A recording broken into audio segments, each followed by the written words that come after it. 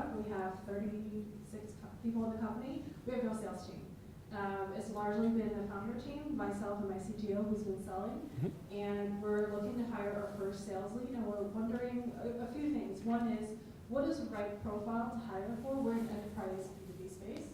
And the second part is, how would you properly incentivize the right profile to come work for you? Because we have spent a segment of time talking about, when you don't have the exact right product, go to market fit, or whatever it is that will make it challenging for salespeople. Obviously, there's going to be some of that when it's a founder-led sales so far. So what are your some advice for recruitment on that side?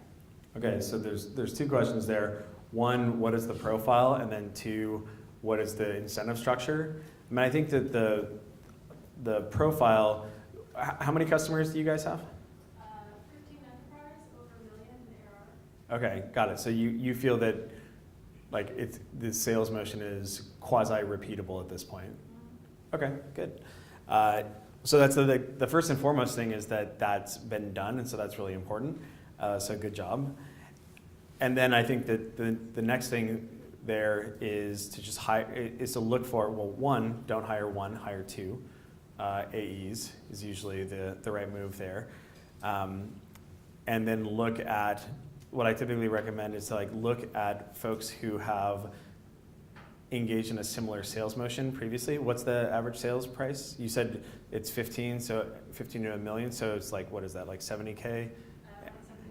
Okay, got it. So we're not, so no disrespect to ZocDoc or Yotpo or what have you, but those are velocity sales motions. You're going to be looking for somebody who, I imagine that the sales cycle on that is probably 2, 3, 4 months or something like that. Yeah, so you look for somebody who has had that sort of experience. So don't necessarily match off of industry per se. That can be helpful, but it can also lead you astray. You want to match off of sales motion similarity there. So that's the first thing. And then the second thing is on the compensation front.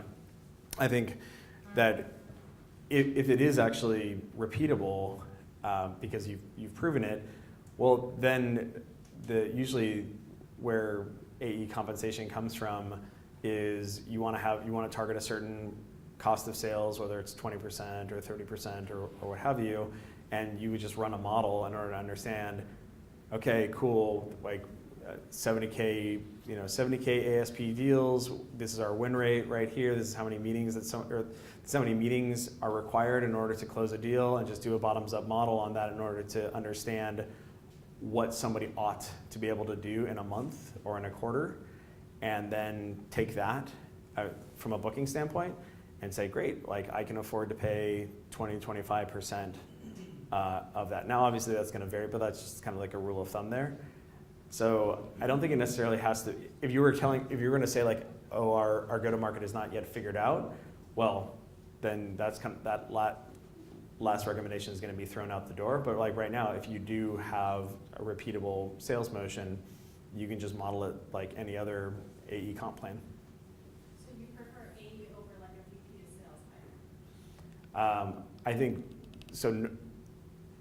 Normally, what I have seen, so the design pattern that I like to recommend is prove that you can, right now you've proven that you can sell this, right? So the next thing to prove is that somebody else who is not you can sell this.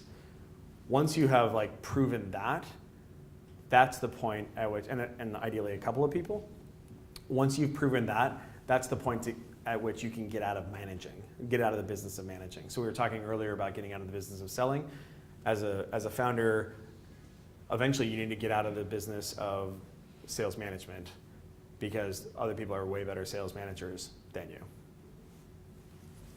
And thank you so much, Pete. Thank you. So that has been our show for the evening. Evan has told me to cut it off. So let's give a round of applause to Pete Kazan. Thanks everybody for coming. Thanks again to our sponsors, SalesLoft, Closer IQ, and Slice, buildingthesalesmachine.com. Evan's going to be writing a bunch of great content. Thanks for coming, and I'll see you at the next event.